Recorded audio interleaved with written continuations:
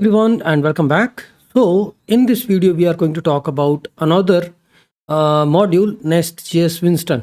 This module is actually going to help us to create a logger. I mean, it is using internally the Nestjs logger only.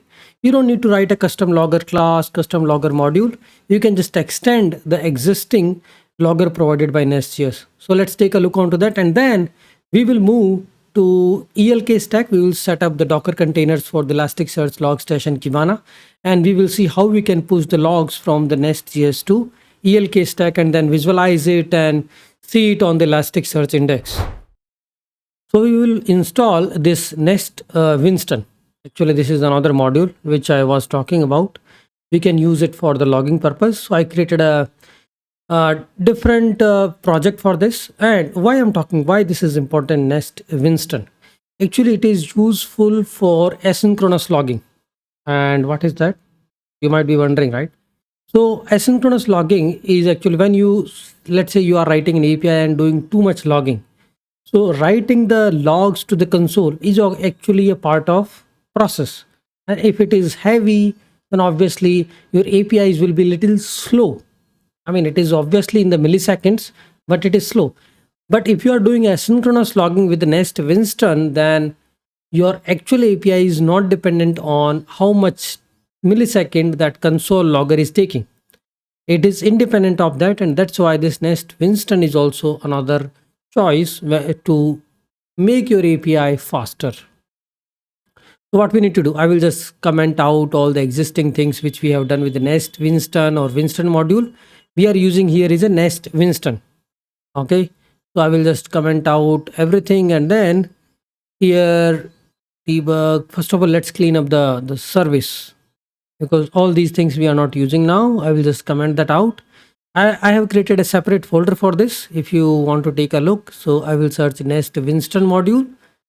That's another very helpful module, right? And setup is very easy. Winston module.forRoot async, forRoot and forRoot async.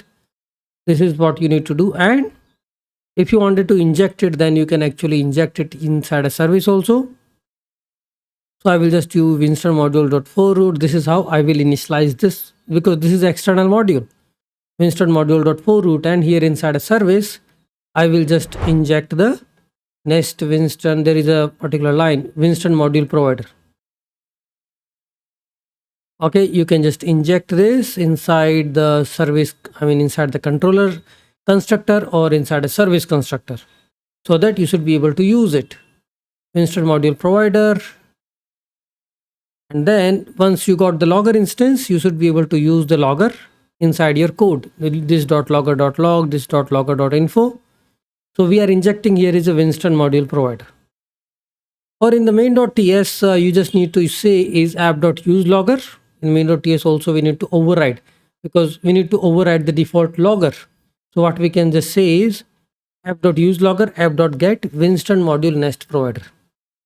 I mean, this is all, these are the things which you will get from the documentation also. There is no rocket science here. So I'm getting Nest Winston, and this is how I have overridden the logging purpose. And you can see I need to fix the logging here. What all different transport modes, okay, file, console, or different transport modes, all those things are supported by this. What you are doing is inside a forRoot, Winston module.forRoot, you can actually pass the transport array. So the transport array is console log, or maybe it is using log rotate. All those transport modes you can specify inside a transports array. This is your service name and color, prettier print, process ID, app name, all those things we are going to print. So here I need to fix the import for the Winston, and you can see here. Now you see the difference of the logging here.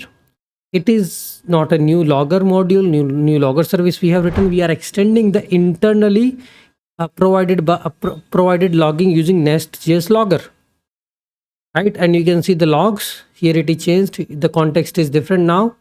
Right, it is using demo app Nestjs async logger, which we have set in the module. And the log instance, route explorer, mapped part, it is giving you the detailed explanation, okay, where this request is coming from. And we can also check by putting some log statements inside our service. So If you wanted to replace the logger, this is how you can do it. app.use logger and Winston module, which we are already doing. And this is how you will do in the service. You will inject the Winston module nest provider, and then you can just add a logger inside the services.